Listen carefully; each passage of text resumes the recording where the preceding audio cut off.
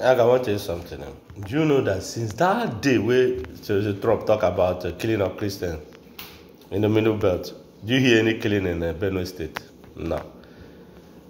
Since that time, they just divert attention. You know what they go do now? They will go Taraba, go carry children. They go, which other state they go?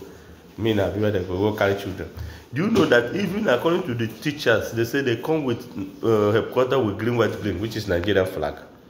That means that the Nigerian government, now they do that thing. You know, so when they go to West, they tell the America, say, not be only Christian that they kill everybody.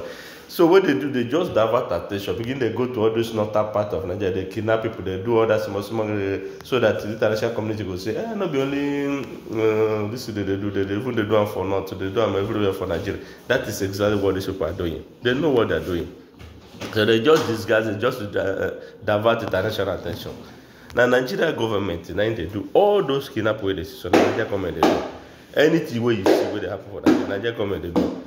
They're just playing game. I go kidnap children after 2-3 days. You just release all of them, all from A to Z, everybody. Nobody moved, nobody. You know, talk about how I take do them, how I take go, where if I go see the children. You know, if we come to news and tell the people.